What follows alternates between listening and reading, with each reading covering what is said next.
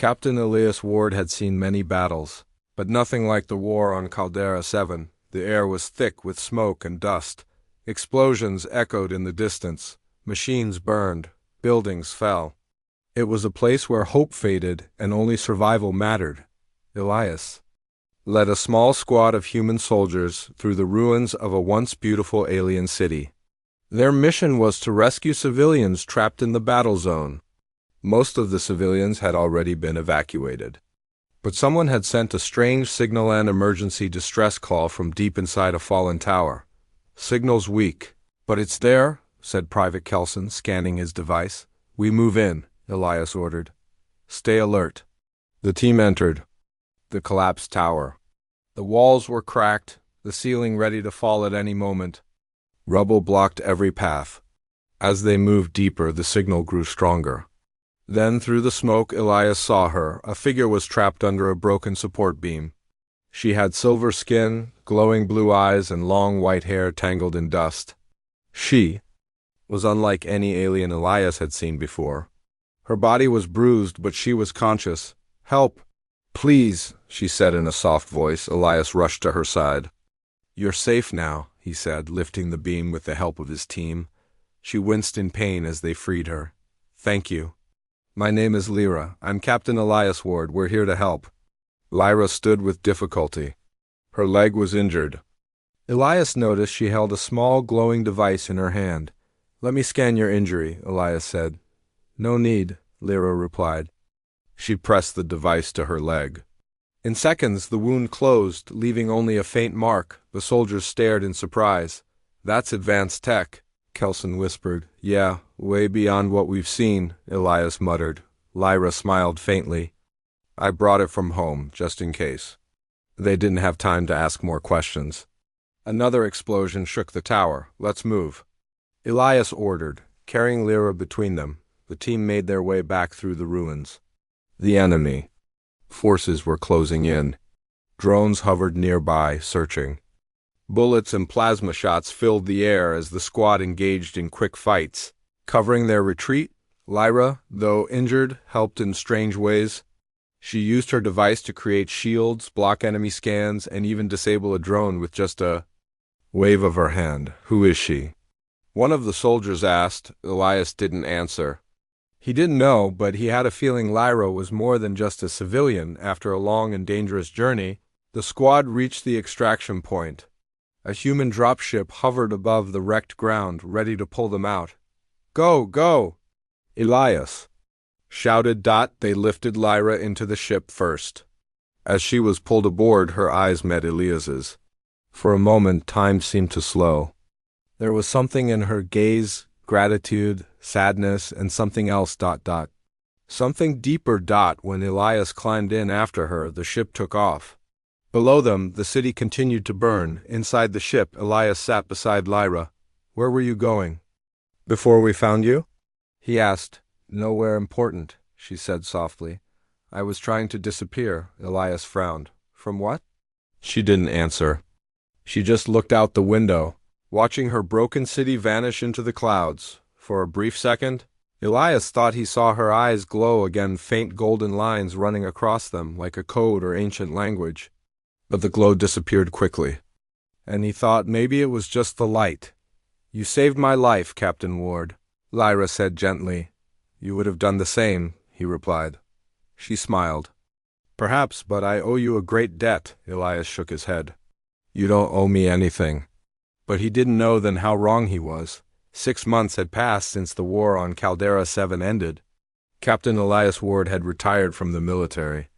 He now lived in a quiet town near the hills of Colorado, far from battles, noise, and the pain of his past. He spent most of his days hiking, reading, or working in his garden.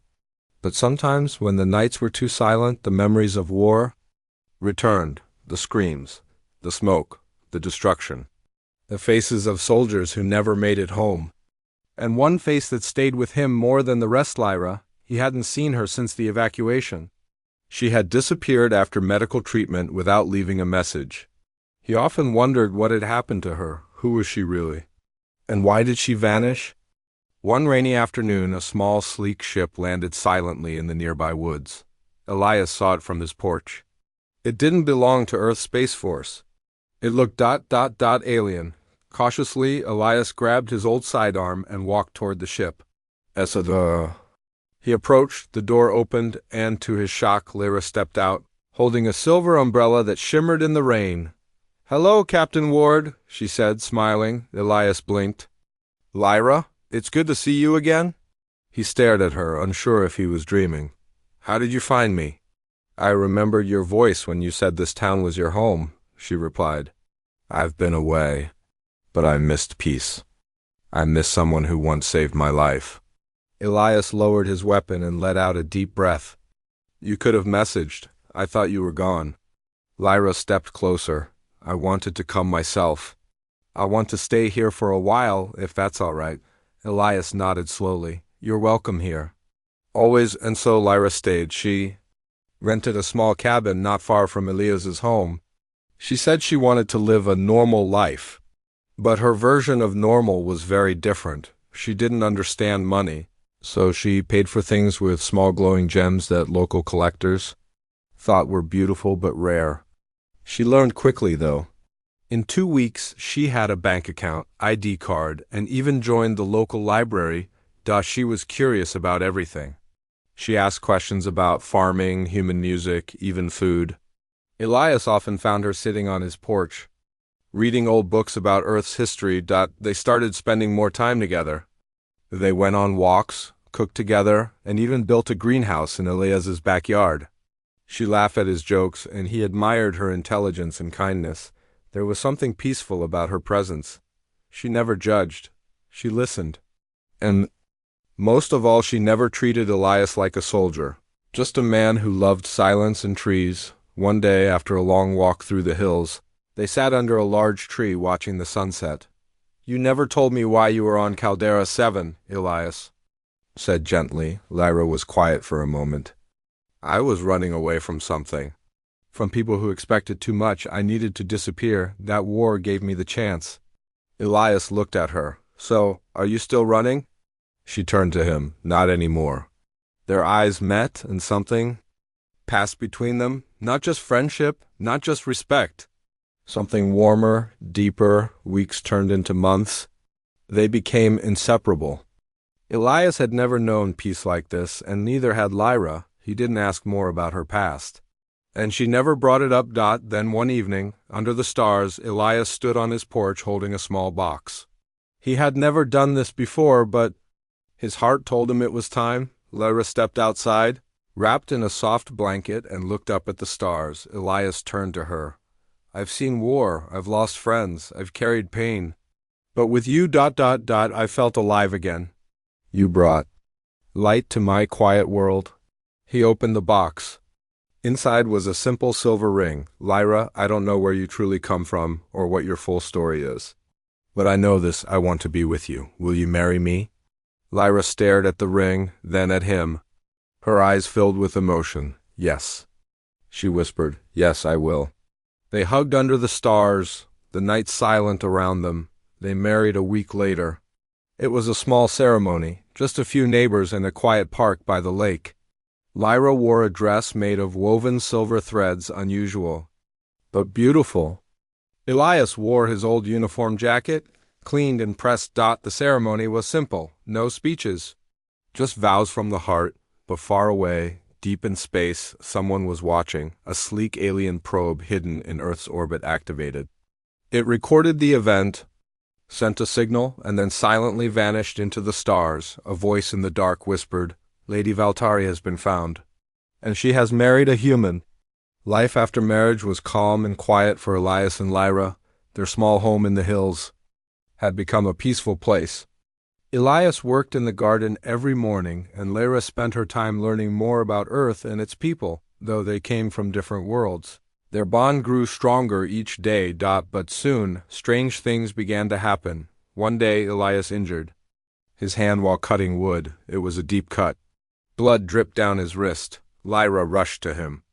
Without saying a word, she took a small silver cube from her belt. It unfolded like a flower, glowing softly. She placed it near the wound. In less than 5 seconds, the skin healed completely. Not even a scar remained. Elias stared at his hand, shocked. What is this? Lyra smiled gently. It's a healing cube. Standard in most star systems, Elias frowned. Standard? We don't have anything close to this on Earth. I know, she said softly. But you needed it. She didn't say more, and Elias didn't ask further. But something inside him changed. He started noticing things. A few days later, a delivery truck came to their home. It carried parts for a greenhouse advanced farming equipment Elias had never seen before. Solar glass, auto irrigation systems, soil enhancers. How did you pay for this? Elias asked. Lyra looked at him with calm eyes.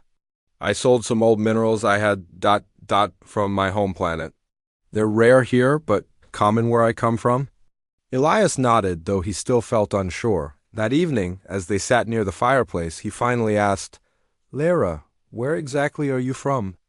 You never told me the full name of your world. Lyra looked into the fire. It doesn't matter anymore. I left that life behind. But that technology, those minerals, it's not normal. Not even close? She touched his hand. You gave me peace, Elias. I wanted to give you comfort in return. But I understand. If you want the truth, I'll tell you someday. Just not yet, Elias trusted her, so he nodded. All right. When you're ready. A week later, Elias received a message from an old military friend. Lieutenant Grayson. Elias, Grayson said through the video call, I ran a scan on that healing cube you showed me. The energy signature is not from any known human tech. In fact, it's thousands of years ahead of our best medical tools. Elias remained quiet. Where did you get it? Grayson asked. My wife gave it to me, Elias replied. Grayson blinked. Your wife? She's from another planet. She saved me once. Now we're just living quietly. Grayson leaned forward. I don't want to alarm you, but be careful. Someone out there is going to notice this tech sooner or later. Earth's not ready for this kind of discovery. I understand, Elias said. Thanks for the warning. After the call, Elias looked at Lyra sitting in the garden, surrounded by glowing plants she had grown with alien seeds. She looked peaceful, happy, but he couldn't shake the feeling that something big was coming. He was right. That night, above Earth's orbit, a hidden ship activated. It was sleek, dark, and silent. Aboard the ship, two tall figures watched a glowing screen. One figure, wearing a robe covered in shimmering symbols, spoke in a cold voice. She has revealed her technology. She has broken the code. The second figure replied, The Galactic Council will want her returned. Alive, if possible. The human ... is a problem. Then we remove the problem. The ship remained invisible to Earth's satellites. It began scanning for Lyra's energy signature. Back on Earth, Lyra woke in the middle of the night. Her eyes flickered with golden light. She stepped outside and looked up at the stars. They found me, she whispered. Elias, still half asleep, followed her outside. What's going on? Lyra turned to him. Her face was calm, but her eyes were sad. I didn't want this to happen, but I can't hide anymore. Who's after you? She stepped closer. I didn't tell you the full truth. I wasn't just running away from a family. I was running from an empire, from my own name. What name? Lyra Valtari, she said. Heir to one of the most powerful houses in the galaxy. Elias stared at her. You're a noble? She nodded. A billionaire, by human standards. I left it all behind because I didn't want to live a life of control, power, and fake smiles. I wanted something real. I found that with you. Elias was silent. His thoughts raced. But one thing was clear: he loved her. Nothing would change that. We'll face this together, he said firmly. Lyra looked at him with deep gratitude. Thank you, Elias, but be ready. They won't ask nicely. Above them, the stars remained quiet, but danger was already on its way. For the first time since their wedding, peace felt like it was slipping away. Elias stood on the front porch, staring at the stars. They used to bring him peace. Now they felt like watching eyes. After Lyra revealed the truth that she was Lyra Valtari, heir to a galactic empire, nothing felt the same. Inside, Lyra worked quickly on her small computer device. It was sleek, silver, and looked like a piece of jewelry. But its power was greater than any Earth machine. Elias finally stepped back inside. "They're coming, aren't they?" he asked. Lyra nodded. "Yes, probably in days, maybe hours. Once they find my exact location, they'll land, and what will they do? They'll try to take me back, either by force or with lies.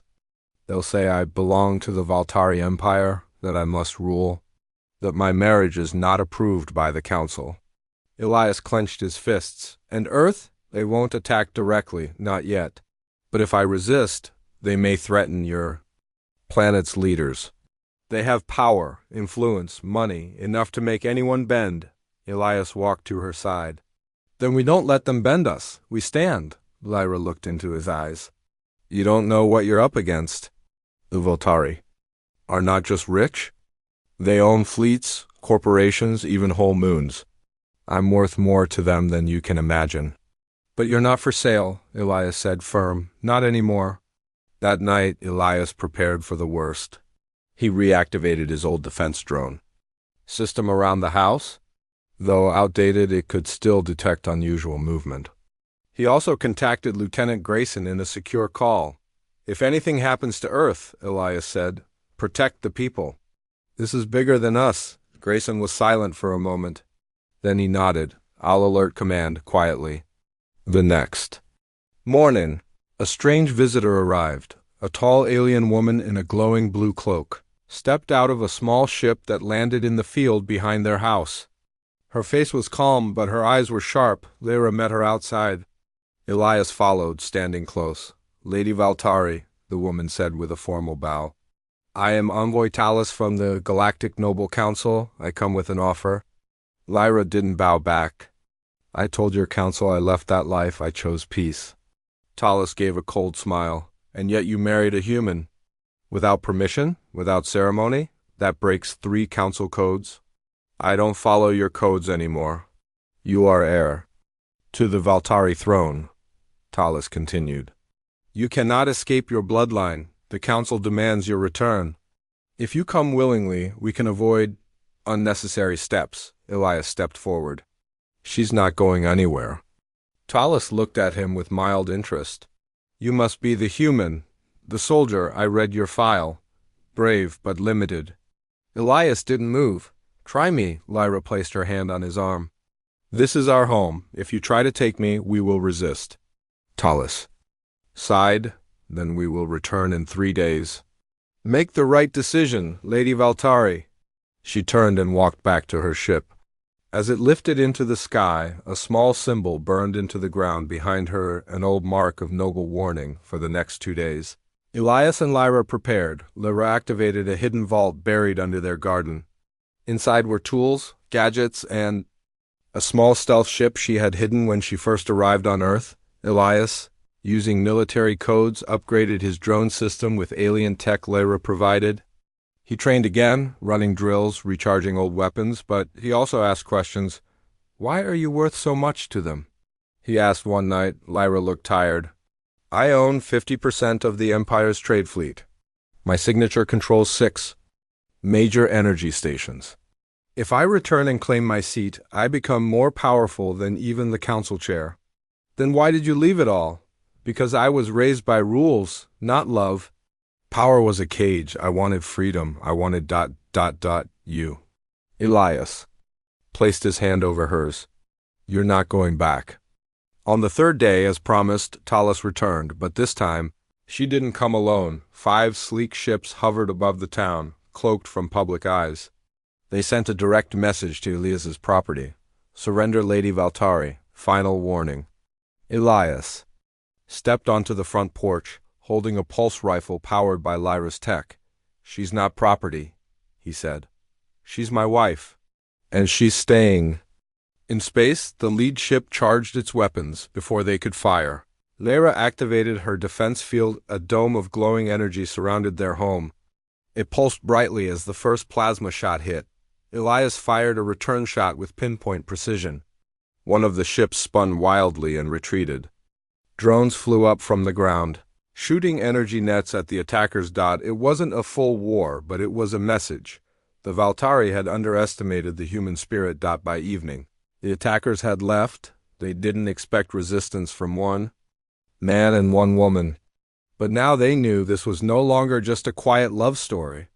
This was a battle of freedom, and humanity had entered the game. Lyra stood beside Elias as the stars returned to the sky. "They won't stop," she whispered. Elias looked ahead. "Neither will we." The stars had seen many wars, but they had never seen anything quite like this, a human soldier and a galactic billionaire standing side by side, ready to face an empire. After the small battle outside their home, Elias and Lyra knew they could no longer stay on Earth. The Valtari would return, stronger next time. And Earth was not prepared for a galactic-level conflict. It was time to leave. Lyra unlocked her hidden stealth ship, small, fast, and nearly invisible to normal scanners. She had kept it buried under the forest floor for safety. Now it was their way out. Elias stood beside the sleek silver vessel, holding a bag with weapons, tools, and a photo of his parents. "You sure this thing can get us to the core?" Lyra smiled. "It's one of the fastest ships ever made, built for royal escapes." "Fitting," Elias said, "because this time we're not escaping. We're going in." The journey through space was quiet, but Elias didn't waste a moment. Lyra trained him in alien technology, how to use advanced defense systems, communicate through coded signals, and understand political customs in the galactic core. He was a fast learner. Lyra watched him with both pride and worry. "The Galactic Council won't welcome you.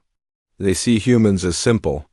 You'll have to prove them wrong." Elias just smiled. "I've been underestimated before." They reached the edge of the core systems, the political heart of the galaxy. Beautiful planets floated among glowing trade routes. Luxury ships moved like stars dancing in slow motion, but under that beauty, danger waited. Their ship landed on Valtari Prime, the Empire's central world. Massive towers rose into the sky. Everything shimmered with wealth and power. Yet to Elias it all felt cold. They were immediately greeted by council agents. But this time Lyra didn't hide. She walked into the council chamber with her head held high. Elias walked beside her, armor covering his chest, pulse weapon on his back. He wasn't just a husband, he was her protector. The council members sat in a circle. Each wore robes and gold symbols of their family names.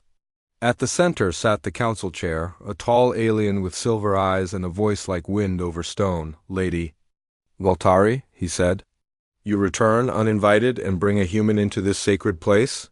Lyra spoke clearly. "I returned to end the lie. I never died. I left, by choice. I gave up my title. And I married by heart, not by code." Murmurs spread across the room. The chair narrowed his eyes. "You have broken laws. You've given forbidden technology to a primitive planet. You risked balance." Elias stepped forward. "She saved lives. She didn't bring war. You did." The council laughed. "A human soldier dares to speak here?" Elias stood firm. "I've fought monsters across the stars. I've buried brothers and friends. I've seen people bleed, not for power, but for peace. And I'd do it again for her." The room fell silent. Lyra looked at him with soft eyes. Then she turned back to the council. "If you want to punish someone, punish me. But leave Elias, let me go." The council chair stood. "You are still Valtari. We cannot allow the Empire to fall into chaos. Either return to rule or your title will be stripped and your assets claimed by your cousin, Drek Valtari." The name made Lyra stiffen. Drek was dangerous, ambitious, and cruel. Elias clenched his fists. "He's the one who sent bounty hunters, isn't he?" The chair didn't reply. Later that evening, in their secured guest chamber, Lyra paced nervously. "If Drek takes over, he'll have full control of our empire. He'll start wars, expand power, and enslave weaker planets. He doesn't care about people." "Then we stop him," Elias said. "But how?" Lyra asked. "The council won't listen. They only care about power." Elias nodded slowly. "Then we show them a power they've never seen." The next day, Elias challenged Drek Valte, by ancient law. Noble families could settle inheritance disputes through honor combat, a one-on-one duel. Rarely used but still legal, Drek laughed when he heard. A human? You think you can challenge me? Elias stepped into the arena without fear. I don't just think. I know, the duel was intense. Drek was tall, strong, and enhanced with cybernetics, but Elias was smarter. He used speed, traps, and tactics learned in war. The crowd watched in silence. In the final moment, Elias disarmed Drek and held a blade to his chest. I could end this, Elias said. But I'm not like you. He dropped the weapon. The crowd erupted in cheers, not just for the victory, but for the honor. The council stood. The chair raised his hand. By law, the human has proven himself. Lyra Valtari may claim her inheritance, and her husband stands as co-ruler. That night, under alien skies, Lyra and Elias looked over the glowing city. You fought for me? She whispered. No, Elias said, holding her hand. I fought for us. News of Elias's honorable victory spread quickly across the galaxy. A human soldier had defeated a noble in single combat. He had done it not with strength alone, but with discipline, heart, and cleverness. Some nobles were shocked, others were amused. But most of all, people began to talk. They whispered of Lady Lyra Valtari and her human husband. They spoke of justice, of change. But power does not let go easily. In the great hall of the Valtari Palace, Lyra stood before the Empire's advisors. She wore a long, dark blue robe, marked with the silver crest of her family. Elias stood beside her, armored in a simple, dark suit designed for him by her engineers. My first act as rightful heir, Lyra announced, is to open our trade gates to smaller worlds and offer them fair deals without greed or fear. Murmurs rose among the advisors. That's madness, one of them said. You'll lose the Empire's profit. I'd rather lose gold than lose our soul, Lyra replied calmly. Some applauded quietly. Others frowned. Elias leaned toward her. You sure they'll follow you? They will, she said. Or we'll find those who will. Not everyone accepted the change. In the shadows, Drek Valtari still lived. Nursing his wounds and his anger, he sent messages to corrupt nobles, smugglers, and pirates. The throne is weak, he wrote. Strike now, and we take it back. A fleet of ships began to gather. In a distant system, hidden from the council. It was not a simple rebellion, it was a full-scale attempt to crush Lyra's rule, back on Valtari Prime. Elias and Lyra visited refugee camps, homes of poor aliens once used by nobles for labor. Elias helped repair broken shelters while Lyra spoke to families. One young alien girl looked up at Elias and asked, Are you really a human? He smiled. Yes, why? My mom said humans don't care about aliens. Elias knelt beside her. That used to be true in some places, but not here. Not anymore? The girl smiled and handed him a small flower made from crystal scrap. For luck. He placed it in his pocket. He'd carry it into battle soon. That night a warning came. From the Council's outer sensors, unidentified warships entering nearby space. Lyra stood quickly. Drek, Elias nodded. He's coming. The Council prepared defenses, but many were slow to act. They doubted Lyra's rule. Some believed she should surrender to avoid war, but Elias had other plans. We don't wait. He said, we go to them. We hit first, fast, and smart. Surprise them? Show them we're not weak, Lyra agreed. And we don't go alone. She reached out to old Eli's independent planets, exiled nobles, even alien tribes that had once been ignored by the Empire. Many answered her call. One message read, You fought for the small, now the small fight for you. Within days, a united force of ships, some old, some new, some barely patched together, stood beside the Valtari royal fleet. It wasn't the biggest fleet, but it had something Drek's armada didn't. Hope. The battle began near a dying star, where Drek's fleet waited. Drek laughed as he saw Lyra's ships arrive. They bring scrap and farmers, he sneered, but Elias had a plan. He sent smaller ships around the back, using asteroid cover. He lured Drek's main ships forward while hidden fighters attacked from behind. Explosions lit the black sky. Bright flashes danced across space. Elias led from the front in a custom fighter, using Earth-style tactics that confused the enemy. Drek's commanders had never seen such wild, unpredictable moves. They fight like fire, one of them yelled. We can't lock on? Lyra stayed at the command deck, directing support to areas of damage and helping wounded allies with her healing tech. Drek, angry and proud, entered the battle himself.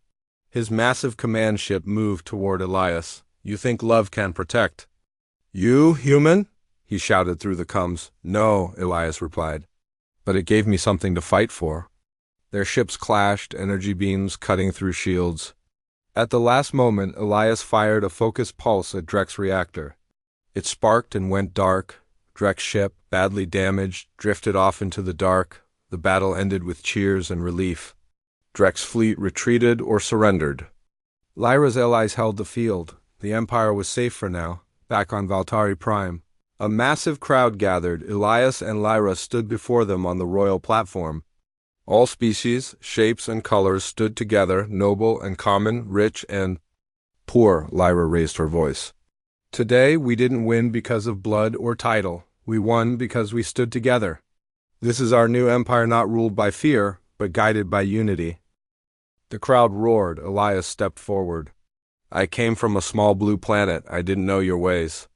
But I knew this: when people fight for something bigger than themselves, they can change everything. They bowed together, a symbol not of power but of partnership. Later, as the twin moons rose, Elias and Lyra walked alone through the palace garden. We've made many enemies, Elias said quietly. Lyra smiled. And many friends. He held her hand. Whatever comes next, we face it together, she nodded. Together. Peace had returned to the galaxy, at least for now. The name Elias Ward, once known only among Earth's soldiers, was now spoken with respect on 100 worlds. And Lyra Valtari, once thought lost or defeated, stood proud as the chosen, ruler of a rising empire. But the real story was not about power or war. It was about two hearts that had come together from different worlds and changed the galaxy. Elias stood on a high balcony of the royal palace on Valtari Prime. The city below glowed in silver and blue lights. Floating ships passed quietly between shining towers. Crowds walked peacefully in the streets. Children laughed in the parks. Behind him, a team of engineers was building a new defense center. But this one was not meant for war, it was meant for protection. It would serve all citizens, not just the nobles. Lyra walked up beside Elias, dressed in her royal robe. But her crown was placed on a nearby table, forgotten for now. Still not used to this view? She asked. It's strange, Elias replied. I fought for years on burned-out planets. This feels like a dream, she smiled. A real dream this time. The empire was changing. Lyra and Elias had started new reforms. The trade systems were reopened and made fair. Slavery and forced labor, once hidden in dark corners, were completely banned. Wealth was shared with border colonies. Health tech was distributed for free to wounded war zones. Elias also formed a new defense academy, open to all species. There he trained young cadets, not just in combat, but in leadership, honesty, and compassion. A true warrior, he told them, knows when to raise a weapon and when to lower it. But peace always comes with challenges. Some old nobles still whispered against Lyra's rule. Some alien warlords tested the Empire's new borders. Even Earth, hearing the stories, sent diplomats who wanted to understand Elias's new role. Ambassador Davis from Earth is waiting, Lyra said one morning. Elias raised his eyebrow. Well, let me guess, they want trade, tech, and maybe a few starships. She laughed. Exactly. Then let's give them something better, Elias said. Let's give them friendship. When the ambassador arrived, he expected high guards and cold talks. Instead, Elias welcomed him with a handshake, hot coffee, and a simple table under the stars. That's how Earth became the first human world invited into the Galactic Council of Peace, a new alliance created by Lyra and Elias. In time, even the people of Earth began to change. News programs showed humans walking side by side with aliens in new cities. Schools taught galactic language as a second language. Interplanetary travel became normal for young students, but even in the middle of all this change, Elias and Lyra stayed true to themselves. They kept a private garden behind the palace. It had earth roses, Valtari crystal trees, and a small stone bench under a glowing lantern. Every evening they sat there together, husband and wife. Not rulers and legends. One evening, Lyra held a data tablet in her hand. They want us to name the new starbase near the eastern sector. Any ideas? Elias smiled. Call it Unity. Good name, she said, because that's what we are, Elias continued. You're from a rich world, and I'm from a quiet one. You were born into power, and I earned mine with scars. But together, we're stronger, Lyra nodded. And we're not done yet. Years passed, young leaders rose, trained by Elias and guided by Lyra's vision. Enemies became partners. Divided worlds joined the new alliance. And everywhere, people told stories of the brave human soldier who didn't care about riches, and the alien woman who gave up a crown for love. Some thought it was just a romantic legend. Others knew it was true. One clear night, Elias sat under the stars alone for a moment. He looked up at the sky that had once been full of warships. Now full of light and trade routes, he heard soft footsteps behind him. Lyra sat down beside him, resting her head on his shoulder. You changed everything, she whispered. No, Elias replied. We did, she smiled. Do you miss Earth? Sometimes, he said. But you're my home now. They sat in silence, watching a comet cross the sky, and somewhere far above, a small satellite floated by. It recorded a signal that read, Report, peace level stable. Leaders, human and Valtari, status, united. In a galaxy full of stars, weapons, and politics, one story stood out more than any other, a story not of conquest, but of connection. Not of war, but of hope, a human soldier. An alien woman, and a love that changed the stars.